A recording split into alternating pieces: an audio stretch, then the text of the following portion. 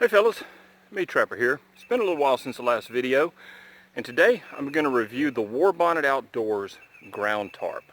So stay tuned.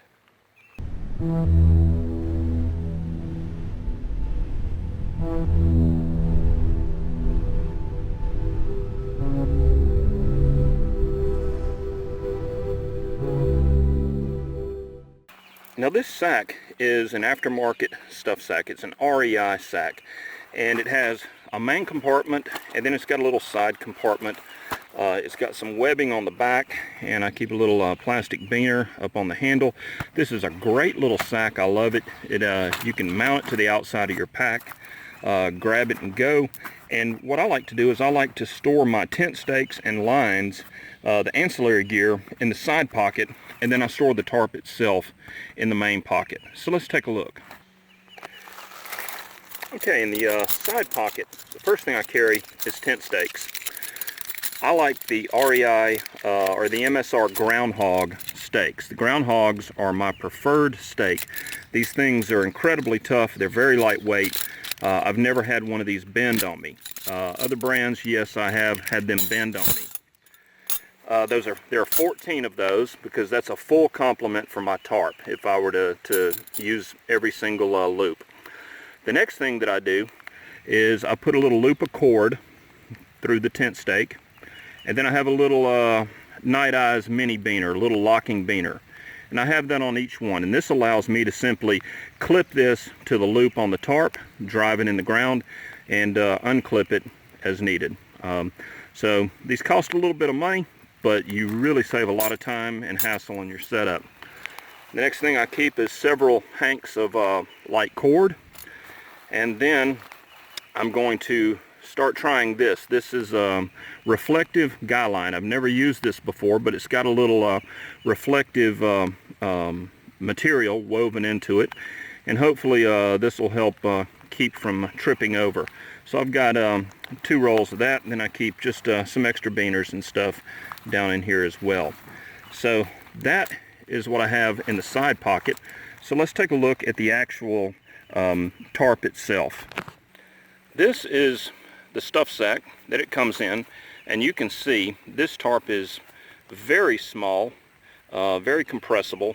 I mean, it's very, very lightweight. I'll weigh it and put that in the notes below the video, but it's less than a pound, I would say. But everything about this is super high quality, even the stuff sack, the cord lock, everything. And you can see in reference to the stake, that gives you an idea of the size, the stuff size. Very, very compact. So let's go get it set up. Now this is the tarp set up in the usual or traditional A-frame configuration. You can see you've got your ridge line right there. Both doors are staked shut. It's up off the ground a little bit to allow for some ventilation. And then I've got the side pullouts to give you a little bit extra internal room. Now personally, I do not normally use this setup. To me, this is a cold weather setup, not a warm weather setup. Sil nylon does not breathe, and you're going to have a lot of condensation when you wake up in the morning in any sil nylon shelter, regardless of how much ventilation you allow into there. So for me, this is a warmth capturing configuration, and I would use this when it's cold. I do not use this in the summertime. What I do in the summertime is I want this side of the roof here, I want this up, and I want everything staked out, and I'll show you that configuration in just a second. It allows you to sit, allows you to see in and out. It's much easier to get in and out of the shelter, and you get a lot more ventilation. But let me show you just how much room is inside this. Now here we're looking inside, and I don't know if the scale is going to show very well, but this is a huge amount of space under here. You can easily fit 2 men in their gear in here. In a pinch, you could fit 2 men and a dog. You could put the dog in the back, man on each side, have your gear up here at the head, and you might be a little bit tight, but I've done a lot worse. So this shelter, even in the lockdown A-frame configuration, gives you an incredible amount of space, especially for the weight.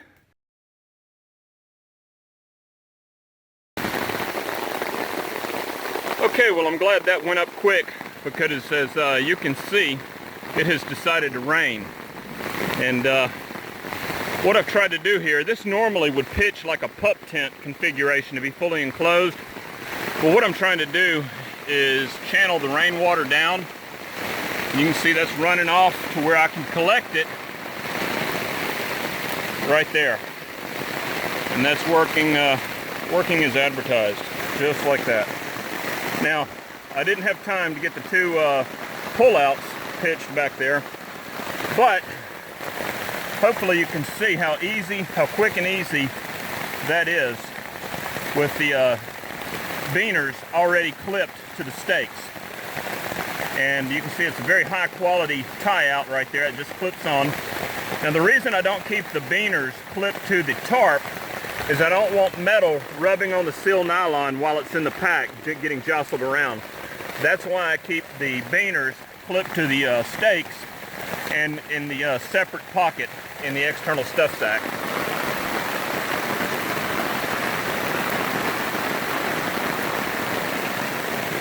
Well, one other thing that I purchased, the ridge line here, that's the ridge line running right along there, and you have a little ring.